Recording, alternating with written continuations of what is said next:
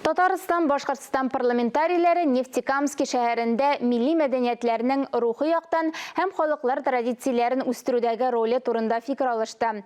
Профильле комитетларның уртак утырышында мәдәниятләрнең күп төрлелеген саклап калу юллары анализланды. Очрашуда Татарстан һәм Башкортстан парламентлары рәисләре Фәрит Мөхәммәтшин белән Константин Толкачев катнашты. Парламентның шушы һәм башка хәбәрләре белән Гөлназ Ибраһимова таныштыра.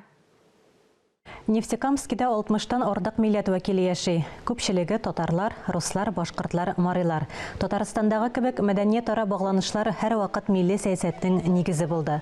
Шәһәр паркында милли калейдоскоп фестивалендә халыклар мәдәниятен, гореф-гадәтләрне, телләрне үстерү турында фикер алыштылар. Милли мәдәни үзәкләр көнкүреш үзенчәлекләре төрле һөнәрләренә аш суны тәкъдим итте. Аларга берәү дә битараф калмады.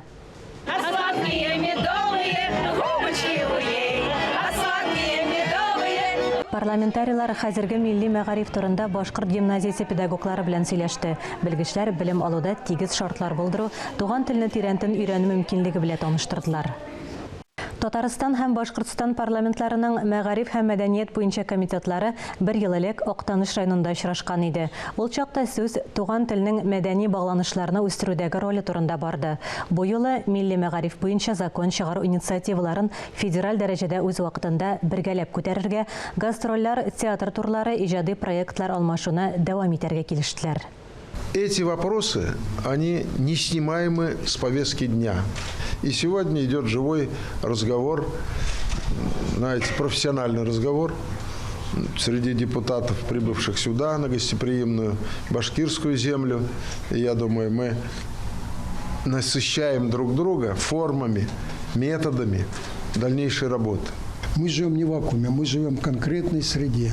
И в этой среде мы должны выстраивать такие отношения, которые будут интересны, комфортны тем этносам, которые проживают на наших территориях.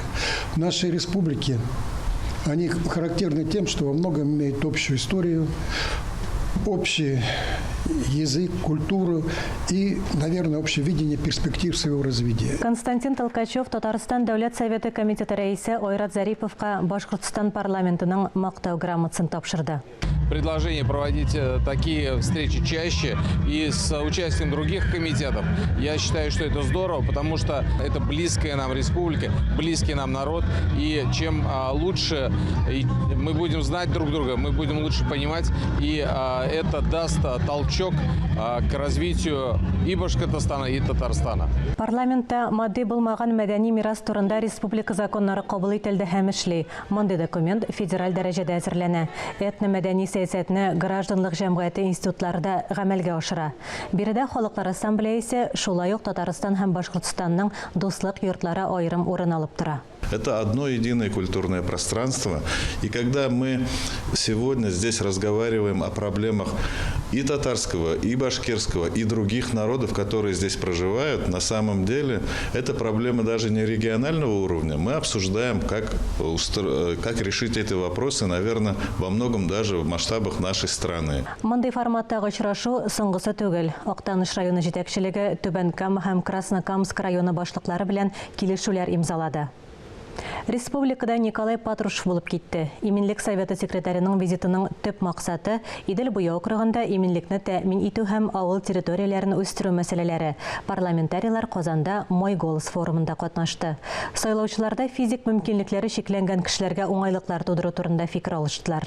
Избирательная комиссияда без җыйдык шундый эш комиссияна именно бу доступность среда буенча эшлибез ничә ел.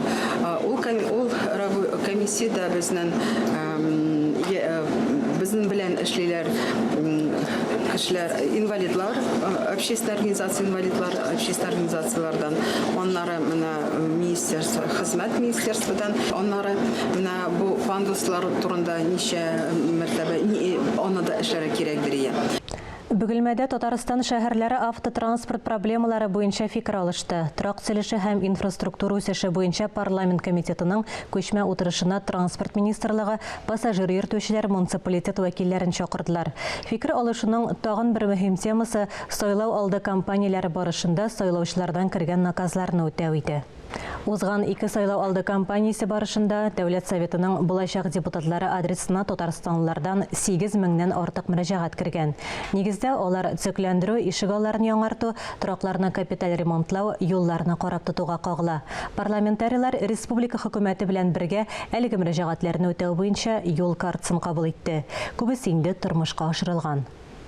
Татарстанлыларның кайбер мөһим үтенечләрен әлегә кадәр канәгатьләндерә алмадылар. Бөгелмә, Лениногорск һәм Әлмәт районнары вәкилләре проблемаларны хәл итү буенча юл картасын үтәүнең барышы турында сөйләде.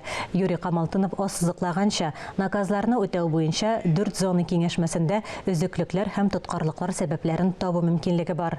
Барысында бер юлы эшләп булмый. Тормышка ашырырга мөмкин булган әйберләргә бюджетта акча планлаштырырга вәгъдә иттеләр.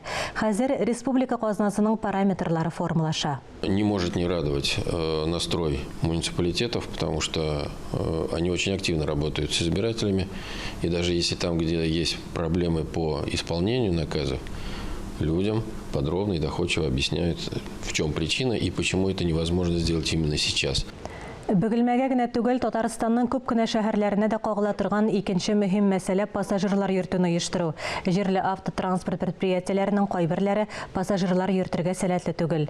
2018 елга кадәр Бөгелмәдә транспортчылар пассажирлар йөртүне тәэмин итә ала иде. Бензинга һәм хезмәт хакларына бәя артканнан соң зыянга эшли башладылар. Бу функцияны өлешчә шәһәр ара пассажир йөртүчләр үз өсләренә алды. Башта парламентарийлар проблеманы урында карады, аннары профильле комитет утырышында сәбәпләре турында фикер алышты. Мәсьәләне яңа республика законы хәл итәргә ярдәм итәчәк. Комитет аны Дәүләт Советының якындагы утырышына кертергә әзерләнә.